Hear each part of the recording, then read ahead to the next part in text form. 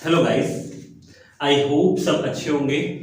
So this is our next lecture on reactive intermediates. अभी तक हमने कार्बोकेटाइन के बारे में पढ़ा है। कार्बोकेटाइन में टोटल 8 लेक्चर हमने कंप्लीट किए, जिसमें लास्ट लेक्चर जो था वो हमने डाइनोल फिनोल रीअरेंजमेंट और माइग्रेटिंग ग्रुप एप्टीट्यूड पे देखा था। सो आज फर्स्ट लेक्चर कार्बो अनाइन पे स्टार्ट करने जा रहे हैं। ठीक है, रिएक्टिव इंटरमीडिएट्स में कार्बोकेटाइन का पार्ट पूरा हो गया है। सो बेसिकली कार्बो अनाइन क्या है? कटायन जो हमने पढ़ा था वो इलेक्ट्रॉन डेफिशिएंट स्पीसीज था, क्योंकि उसमें कार्बन के ऊपर पॉजिटिव चार्ज था। बट जब हम कार्बो अनाइन पढ़ेंगे तो कार्बो कटायन का जस्ट रिवर्स होता है। जितनी प्रॉपर्टीज कार्बो कटायन फॉलो करता है उसकी रिवर्स प्रॉपर्टीज कार्बो अनाइन फॉलो करता है। सो बेसिकली अगर हम कार्बो कटायन को देखें तो कार्बो कटायन जो होता है वो ये होता है CH3 पॉजिटिव हमने पढ़ा था। क्लासिकल कार्बोकेटाइन था CH3 पॉजिटिव, और एक नॉन क्लासिकल कार्बोकेटाइन पढ़ा था CH5 पॉजिटिव। तो बेसिकली कार्बन के ऊपर क्या था? Positive charge. बट अगर हम इस तरह से आप पढ़े कि CH3 नेगेटिव, CH3 पॉजिटिव की जगह अगर CH3 नेगेटिव हो जाता है, सो इस पर्टिकुलर केस में आपको क्या कहेंगे? इसको कार्बो अनाइन। सो ये किस तरह से होता है? CH3 नेगेटिव हमारे पास यहां पर बना हुआ है, तो इसमें बॉन्डिंग के अगर हम इलेक्ट्रॉन देखें तो कार्बन है, कार्बन से 3 हाइड्रोजन जुड़े हुए हैं CH3, और एक नेगेटिव चार्ज है। नेगेटिव चार्ज का मतलब क्या होगा? Lone pair electron. सो यहां पर ये जो प्रेजेंट है ये नॉन बॉन्डिंग के इलेक्ट्रॉन प्रेजेंट है, 2 इलेक्ट्रॉन प्रेजेंट है नेगेटिव चार्ज, तो इसको हम क्या कहेंगे? Non bonding electron. Non bonding electron वो इलेक्ट्रॉन होते हैं जो कि बॉन्डिंग में पार्टिसिपेट नहीं करते हैं। यहां पर 2 इलेक्ट्रॉन है ना, तो यहां कार्बन और हाइड्रोजन के बीच में बॉन्ड बना है, so these are the bonding electron. But यहां की जो इलेक्ट्रॉन है बॉन्डिंग में इन्वॉल्व नहीं हो रहे, so these are called non bonding electron. तो इससे हम क्या स्पीसीज निकाल सकते हैं? अगर हम इसकी प्रॉपर्टीज की बात करें तो हमें इससे पता चलेगा कि कार्बो अनाइन कार्बोकेटाइन की तरह it is an trivalent charge species. It is an trivalent charge species. हमको पता चलेगा कि कार्बोकेटाइन की तरह कार्बो अनाइन भी ट्राइवेलेंट है, क्योंकि 3 हाइड्रोजन के साथ बॉन्ड बना रहा है। सो ट्राइवेलेंट होगा, बट साथ ही साथ नेगेटिव चार्ज भी है, तो ट्राइवेलेंट चार्ज स्पीसीज होगा। दूसरी बात, अगर हम इसके टोटल वैलेंस इलेक्ट्रॉन काउंट करें तो टोटल वैलेंस इलेक्ट्रॉन अगर हम इसके काउंट करेंगे तो टोटल वैलेंस इलेक्ट्रॉन्स कितने आएंगे? 2 इलेक्ट्रॉन एक बॉन्ड बनाने में यूज होते हैं, तो 2 इलेक्ट्रॉन यहां पर है हाइड्रोजन के साथ, 2 ऊपर है 2 नीचे, टोटल 6 हो गए, और 2 इलेक्ट्रॉन नॉन बॉन्डिंग के। सो हम लिख सकते हैं यहाँ पे टोटल 8 वैलेंस इलेक्ट्रॉन है, जिसमें 6 इलेक्ट्रॉन जो हैं वो 3 बॉन्ड पेयर से आ रहे हैं, जबकि 2 इलेक्ट्रॉन जो हैं वो एक नॉन बॉन्डिंग से आ रहे हैं। 1 नॉन बॉन्डिंग है ना, means 2 electron, 3 bond pair means 6 electron, 1 non bonding means 2 electron. So इस तरह से टोटल वैलेंस इलेक्ट्रॉन पेयर कितना बनेगा? 8 बनेगा। इसके बाद नेक्स्ट प्रॉपर्टीज अगर इसकी बात करें तो और क्या प्रॉपर्टी हो सकती है इसमें?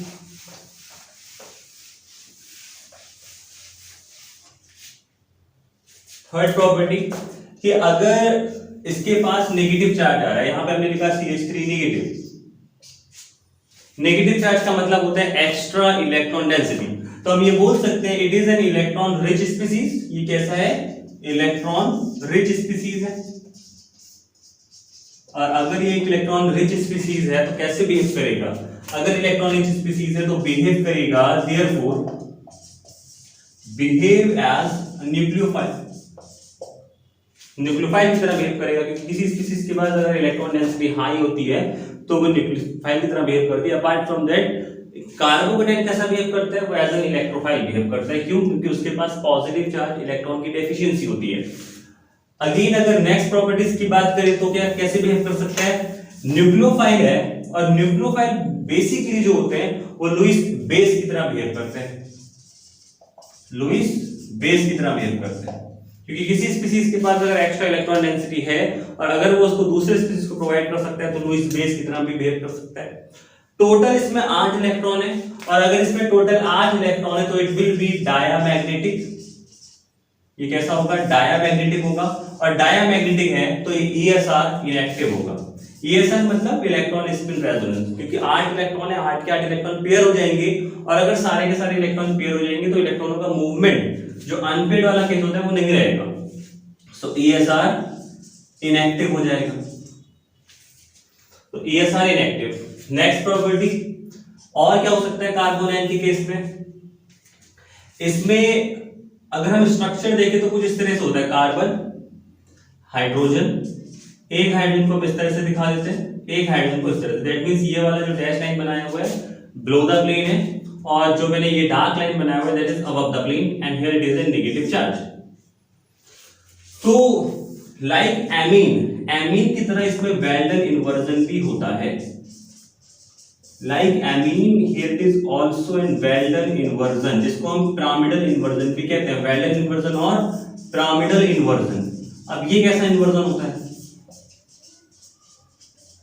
बेसिकली वेल्डन इन्वर्जन या पिरामिडल इन्वर्जन का मतलब है कि बरसात अगर होती है और हम छाता लेके बाहर निकलते हैं, ठीक है, तो कुछ अम्ब्रेला इस तरह के होता है, जब हम umbrella, Walden inversion like as umbrella inversion, तो अम्ब्रेला कुछ इस तरह से होता है, और जब विंड बहुत तेजी से आती है, बहुत तेजी से विंड आती है, तो जब वो इसके नीचे से यहां से फ्लो करेगी, ठीक है, तो हमारा जो अम्ब्रेला होता है वो ऊपर की ओर मुड़ जाता है, इस तरह से हो जाता है, हवा से कहां की ओर चले जाता है, ऊपर की ओर चला जाता है, मतलब अभी तो वो नीचे की साइड था, ऊपर से पानी से हमको बचा रहा था, लेकिन जैसे विंड बहुत तेज आएगी वो कहां की ओर मूव करेगा, ऊपर की ओर, दैट मींस उसका इन्वर्जन हो गया।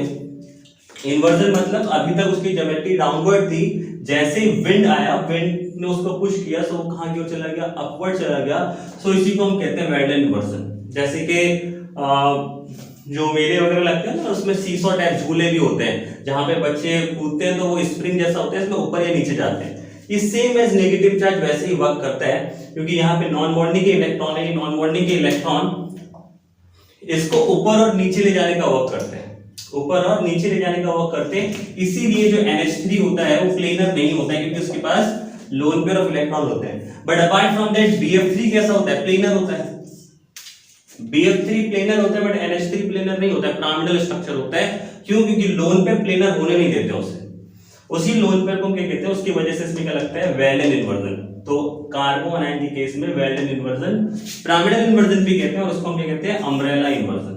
यही से फिर SN2 मैकेनिज्म भी हम आगे देखेंगे कैसे आएगी। दूसरी चीज, कार्बन आयन के केस में जो नेगेटिव चार्ज है, वो नेगेटिव चार्ज लोकलाइज भी हो सकता है और डीलोकलाइज भी हो सकता है। कैसे लोकलाइज हो सकता है और डीलोकलाइज हो सकता है, फॉर एग्जांपल अगर हम इस तरह से CH3 CH2 negative single bond C double bond इस तरह से मैं लिखता हूं, या फिर CH double bond negative charge इस तरह से लिखते हैं, तो ये वाला जो कार्बन एटम है ये अपने आप में अभी sp2 हाइब्रिडाइज है, जबकि ये वाला कार्बन एटम अपने आप में sp3 हाइब्रिडाइज है। तो sp3 hybridize carbon atom carbon ion के केस में लोकलाइज होता है, जबकि sp2 वाला डीलोकलाइज होगा। डीलोकलाइज मतलब ये यहां से मूव नहीं कर सकता, जबकि ये यहां से मूव कर सकता है। तो कार्बन आयन के केस में sp3 कार्बन एटम पे अगर आएगा नेगेटिव चार्ज तो लोकलाइज होगा, और अगर sp2 पे आएगा तो डीलोकलाइज होगा। तो ये basic see property see about carbanion. अब देखते हैं इसका स्टेबिलिटी ऑर्डर कि कार्बो अनायन का स्टेबिलिटी फैक्टर क्या होता है। तो बेसिकली कार्बो अनायन जो है वो कार्बोकैटायन के जस्ट रिवर्स होता है। जो जो प्रॉपर्टी कार्बोकैटायन फॉलो करता है उसके जस्ट अपोजिट फॉलो करेगा कार्बो अनायन। सो बेसिकली किस तरह से फॉलो करेगा, अगर हम इसकी स्टेबिलिटी की बात करें, so therefore the stability of कार्बो anion, stability of कार्बो अनायन। तो पहले केस की अगर बात करें कि कार्बोकैटायन की स्टेबिलिटी, इलेक्ट्रॉन रिलीजिंग ग्रुप और इलेक्ट्रॉन विड्रॉइंग ग्रुप, एक होते हैं इलेक्ट्रॉन रिलीजिंग ग्रुप जो इलेक्ट्रॉनों को रिलीज करते हैं, एक होते हैं इलेक्ट्रॉन विड्रॉइंग ग्रुप जो कि इलेक्ट्रॉन डेंसिटी को बाहर की ओर खींच लेंगे। सो कौन कार्बोकैटायन को ज्यादा स्टेबलाइज करेगा? सो बेसिकली अगर हम दोनों से कंपेयर करें, CH3 और यहां पे पॉजिटिव चार्ज कार्बोकैटायन है और CH3 नेगेटिव चार्ज कार्बो अनायन है, और इसके ऊपर हम ग्रुप इस तरह से लगाते हैं कि यहां पर अगर मैं इलेक्ट्रॉन रिलीजिंग ग्रुप लगा दूं और यहां पर भी अगर मैं इलेक्ट्रॉन रिलीजिंग ग्रुप लगा दूं, so basically carbocation electron deficient है, उसको इलेक्ट्रॉनों की जरूरत है, इलेक्ट्रॉन रिलीजिंग ग्रुप इसको इलेक्ट्रॉन डेंसिटी प्रोवाइड करेगा, और अगर इलेक्ट्रॉन रिलीजिंग ग्रुप इसको इलेक्ट्रॉन डेंसिटी प्रोवाइड करेगा तो कार्बोकैटायन का पॉजिटिव चार्ज कम होगा, और अगर पॉजिटिव चार्ज कम होगा तो ये क्या होगा, स्टेबलाइज। मतलब कार्बोकैटायन इलेक्ट्रॉन रिलीजिंग ग्रुप के डायरेक्टली प्रोपोर्शनल होते हैं, जितना ज्यादा इलेक्ट्रॉन रिलीजिंग ग्रुप लगेगा कार्बोकैटायन उतना ज्यादा स्टेबलाइज हो जाएगा। बट यहां पर क्या होगा, एक तो नेगेटिव चार्ज ऑलरेडी है, इलेक्ट्रॉन रिलीजिंग ग्रुप इसे और भी ज्यादा नेगेटिव चार्ज प्रोवाइड करेंगे, और जब और भी ज्यादा नेगेटिव चार्ज इसको प्रोवाइड करेंगे तो नेगेटिव चार्ज की डेंसिटी और भी ज्यादा बढ़ेगी, और अगर और ज्यादा इलेक्ट्रोनेगेटिव चार्ज बढ़ेगा तो इसकी रिएक्टिविटी इंक्रीज हो जाएगी, और अगर रिएक्टिविटी इंक्रीज होगी मतलब अनस्टेबिलिटी बढ़ेगी, जितनी ज्यादा रिएक्टिविटी उतनी ज्यादा अनस्टेबिलिटी। तो हम कह सकते हैं कि carbo anion, stability of कार्बो anion electron releasing group के इनवर्सली प्रोपोर्शनल होती है, इलेक्ट्रॉन रिलीजिंग ग्रुप के इनवर्सली प्रोपोर्शनल होती है। बट अगर इसके ऊपर इलेक्ट्रॉन विड्रॉइंग ग्रुप लगा दिया जाए तो वो इस नेगेटिव चार्ज को कम कर देगा, क्योंकि वो इलेक्ट्रॉन डेंसिटी बाहर की ओर खींचेगा, और जब इलेक्ट्रॉन डेंसिटी कम हो जाएगी तो अपने आप ही इसकी रिएक्टिविटी कम हो जाएगी, रिएक्टिविटी कम मींस स्टेबिलिटी। तो कार्बो अनायन की स्टेबिलिटी इलेक्ट्रॉन विड्रॉइंग ग्रुप की डायरेक्टली प्रोपोर्शनल होती है, जबकि इलेक्ट्रॉन रिलीजिंग ग्रुप के इनवर्सली प्रोपोर्शनल होती है। तो नेक्स्ट इज, अगर यहां पर हम दिया है एरोमेटिक फैक्टर कि carbo anion, stability of कार्बो anion aromatic character के डायरेक्टली प्रोपोर्शनल होगी, इनवर्सली प्रोपोर्शनल होगी। सो एरोमेटिक कैरेक्टर जो है एक स्पेशल केस है कि एरोमेटिक कंपाउंड अपने आप में हाईली स्टेबल होते हैं। सो चाहे वो कार्बोकैटायन का केस हो या कार्बो अनायन का केस हो, हमेशा एरोमेटिक कैरेक्टर दोनों के ही डायरेक्टली प्रोपोर्शनल होते हैं, ये कॉमन है। एरोमेटिक कैरेक्टर हमेशा दोनों के डायरेक्टली प्रोपोर्शनल होता है, चाहे वो कैटायन हो या वो अनायन हो, बट एंटी एरोमेटिक के इनवर्सली प्रोपोर्शनल होगा। क्यों? क्योंकि एंटी एरोमेटिक कंपाउंड अपने आप में हाईली अनस्टेबल होते हैं, अपने आप में क्या होते हैं, हाईली अनस्टेबल होते हैं। Next property is stability of कार्बो अनायन is directly proportional to hyper conjugating structure. जितने ज्यादा हाइपर कॉन्जुगेटिंग स्ट्रक्चर होंगे कार्बोकैटायन, कार्बो अनायन उतने ज्यादा स्टेबल होगा।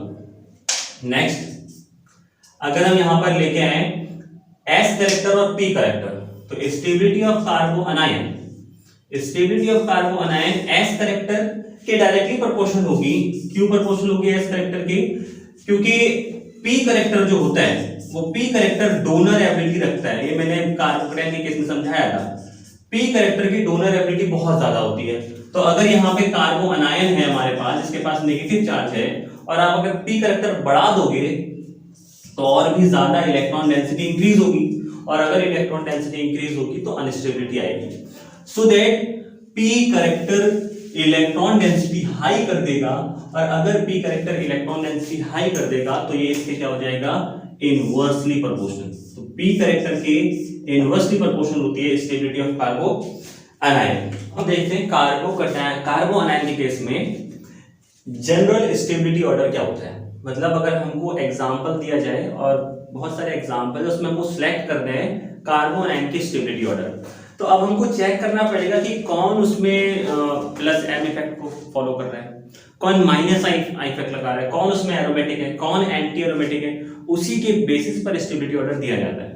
तो सबसे पहले नंबर आता है एरोमेटिक कैरेक्टर का, कि कार्बो अनायन के केस में अगर कोई एरोमेटिक है तो हाईली स्टेबलाइज होगा।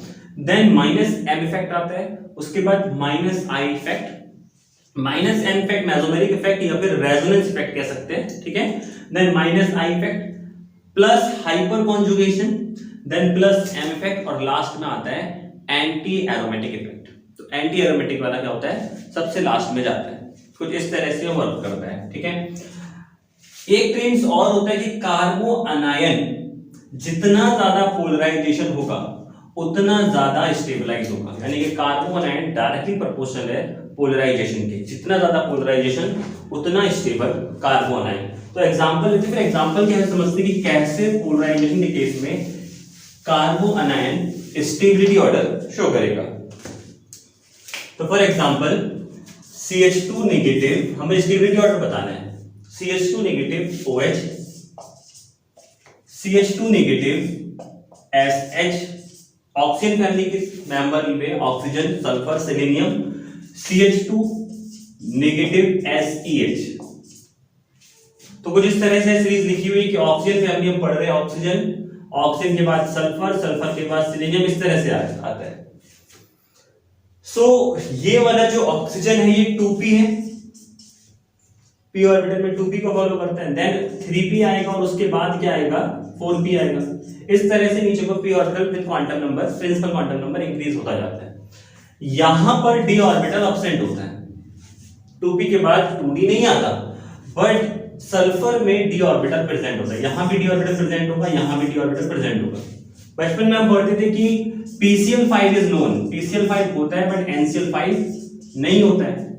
PCl5 बनता है जबकि NCl5 नहीं बनता है, क्यों? क्योंकि सेम फैमिली के हैं, नाइट्रोजन होता है, देन फास्फोरस, देन आर्सेनिक, इस टाइप से आता है। तो नाइट्रोजन 2p को फॉलो करता है, ये 3p पे आते हैं और ये 4p पे आएगा। 2p के बाद d ऑर्बिटल नहीं आता है, बट 3p के बाद 3d आता है। तो इसका आंसर क्या होता था कि p ऑर्बिटल में d ऑर्बिटल प्रेजेंट होता है, मतलब PCl5 में d ऑर्बिटल प्रेजेंट होता है, इसलिए ये बन पाता है, जबकि इसमें d ऑर्बिटल नहीं है, ये नहीं बन पाएगा। तो सेम एज कुछ ऐसे ही केस यहां पर भी फॉलो होगा। सिलीनियम में d ऑर्बिटल प्रेजेंट है, यहां पे कार्बोनाइन है, मतलब एक्स्ट्रा इलेक्ट्रॉन डेंसिटी, और यहां पे 4p ऑर्बिटल प्रेजेंट होगा, तो इसका कुछ साइज लार्जर रहा होगा एज कंपेयर ऑफ दिस। यहां भी प्रेजेंट रहा होगा ऑर्बिटल, d ऑर्बिटल वैकेंट रहा होगा, आई मीन टू से p ऑर्बिटल तो सभी में, दोनों में वैकेंट d ऑर्बिटल रहा होगा। यहां पर वैकेंट d ऑर्बिटल नहीं है, इसके पास, ऑक्सीजन के पास वैकेंट d ऑर्बिटल नहीं है, और अगर वैकेंट d ऑर्बिटल नहीं है तो ये इस नॉन बॉन्डिंग इलेक्ट्रॉन को, यानी कि इस नेगेटिव चार्ज को स्टेबलाइज नहीं कर पाएगा, बट ये ज्यादा पोलराइजेशन करेगा, ज्यादा इस नेगेटिव चार्ज को स्टेबलाइज कर सकता है। सो अगर कोई स्पीसीज नेगेटिव चार्ज के जस्ट एडजेसेंट में d ऑर्बिटल वैकेंट रखती है या ऑर्बिटल वैकेंट रखती है, और अगर हायर पोलराइजेशन शो कर सकती है, तो वो उतना ज्यादा स्टेबलाइज, तो इसीलिए इन तीनों में सबसे ज्यादा स्टेबलाइज ये होगा, देन उसके बाद ये होगा। तो ये तो हमने बात कर ली जब हम ग्रुप्स और पीरियड में आगे बढ़ते हैं। ग्रुप्स और पीरियड्स में जब आगे बढ़ते हैं तो उस समय पर इस तरह से, अगर तुम सेम ग्रुप के एलिमेंट ले रहे हो, क्योंकि मैं ऑक्सीजन फैमिली के एलिमेंट ले रहा हूं, तो ऑक्सीजन, सल्फर, सेलेनियम में ये वाला ट्रेंड फॉलो होगा कि जिसमें जितना ज्यादा पोलराइजेशन वो उतना ज्यादा स्टेबलाइज। बट अगर हम ये वाला एग्जांपल पीरियड्स में ले लें कुछ इस तरह से कि CH2 negative NH, CH2 negative NH2, CH2 negative OH and CH2 negative F negative, CH2 negative F। तो ये वाला ट्रेंड फॉलो कर ले कि मतलब किस तरह से फॉलो हो रहा है, बैक नॉर्थ, यही होता है ना, बोरॉन होता है, कार्बन होता है, देन नाइट्रोजन, देन ऑक्सीजन और देन फ्लोरीन। तीनों ही 2p ऑर्बिटल को फॉलो करते हैं, तीनों में ही 2p होता है। अब d ऑर्बिटल तो किसी में भी नहीं है, ना d ऑर्बिटल इसमें है, ना इसमें है, ना इसमें। तो अब यहां पे वर्क करेगा इंडक्टिव इफेक्ट। इस केस में क्या वर्क करेगा, इंडक्टिव इफेक्ट वर्क करेगा, मींस जो ज्यादा इस नेगेटिव चार्ज को स्टेबलाइज कर देगा वो उतना ही ज्यादा स्टेबलाइज होगा।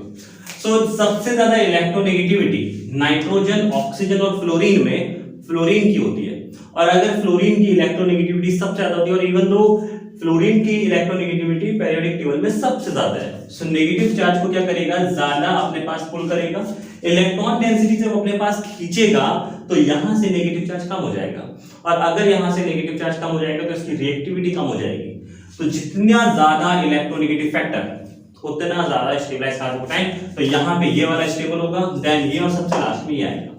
तो ट्रेंड्स देखना पड़ेगा हर बार कि क्वेश्चन जो दे रहा है एग्जामिनर उसको किस चीज पे डिपेंड कर रहा है, ग्रुप्स में है या पीरियड में। अगर इस तरह से क्वेश्चन दिया हुआ है तो हमको इलेक्ट्रोनेगेटिविटी चेक करनी पड़ेगी, सेम ग्रुप में अगर दे दिया तो फिर हमको चेक करना पड़ेगा polarization. Next example, stability of carbon ion में और कैसे क्वेश्चन हो सकता है कि फॉर एग्जांपल आपको इस तरह से एक जनरल क्वेश्चन दिया जाए रिंग के ऊपर, CH2 नेगेटिव, CH2 नेगेटिव